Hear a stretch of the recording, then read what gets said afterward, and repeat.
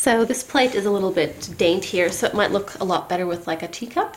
I think that would be good, or even the bagel on that one instead, or the smaller teacup. So you've got a couple different options. I also like the idea it's a milk carton, and our favorite growing up, my brothers and I favorite chocolate milk was actually a brand name Vico, which they don't make anymore, and we're all highly disappointed about it.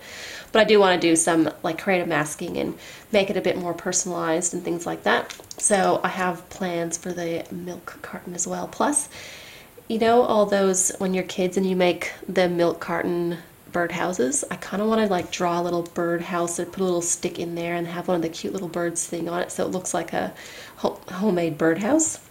I think that would be a lot of fun. So, excuse me. So yeah, so I'm really looking forward to that. This one obviously can be milk in here or any type of beverage. It just depends the way you color it. So you can use it, you know, for summer and put like, you know, an orange or something, whatever color, like if you want to make orange juice or something like that. So yeah, so you can use these in a variety of ways. This too, by the way, looks like a rock. So if you need a rock and you have this stamp set, go for it, because it really does look like a rock without any chocolate chip, you know, pieces in it. And this cookie does have a bite out of it too, so I like that.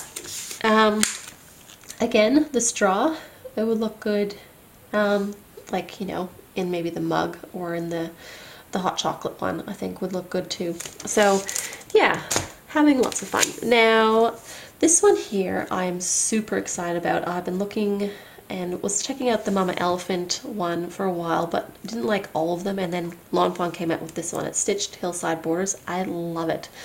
There's basically two designs, except they're like, so there's the curvier one, but they're opposites of each other, so they're, you know, different. They're the same wave, but they're opposites, or backwards, however you, yeah. I hope I explained that well enough. And then you got your two sort of smoother type hills. And of course you can use portions of it or the whole thing across the card. I think it'd be really great. So this is what I was talking about when I was describing all like have the like snow banks, you know, and have it quite, you know, steep because, you know, it was a big blizzard. And then you could have your little ice thingy here, and then your little penguins skating, or it would be this way because they're facing this way, but penguins skating by. So I think that would be really cool. And to layer up, like maybe put some vellum in behind, because that has sort of like a ghosty white look, so it could look like here it's the middle of a blizzard. So I think that will be lots of fun playing with this one. And the last one I got that came in this package was the Tim Holtz one, and this is the Christmas Blueprint number 4. So this is my first blueprint stamp set, and I have looked at them before, but never really knew what I would do with them, so I haven't bought them.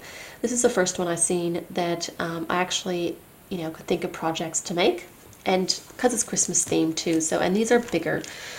So that was the other hard part, was deciding like how big, like should I get the small one or the big one, and you know, how small are the small ones and how big are the big ones, and what do they look like in a card, because Tim does all of his samples on tags, which is not a card. So yeah, but I ended up getting the big one. Even though there's less images, they are big, so they will be dominant on a card. Hold on 2 seconds, I will get a card base.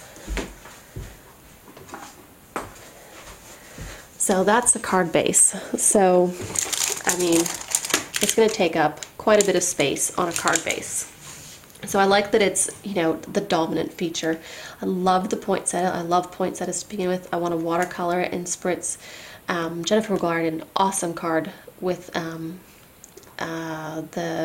like a shimmery spray on top of it after she watercolored it. So that looked amazing. And then this one here is kind of like, it's probably my least favorite up to 3, but this will be really good to bring in off the edges of the card and just make, you know, so some greenery in the background, or make a wreath, or just like maybe it's so big, like half of a wreath coming down off of a corner of a card or something like that. Or even like Charlie Brown Christmas tree. Let's be honest, it could be a Charlie Brown Christmas tree.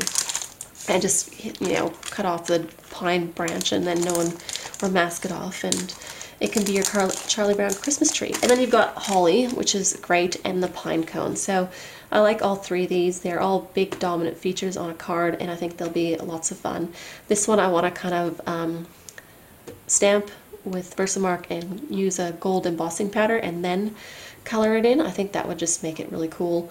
Or do like the, you know how those you can stamp it in brown and then stamp directly over with Versamark, and do like the snow covered pine cones that you get a lot of, like you see the decorations at Christmas that have like the glitter or whatever. So you could stamp it in a normal brown color and then stamp it again with Versamark and put a sparkly embossing powder over parts of it and then heat emboss. I think that would look really nice and cute as well.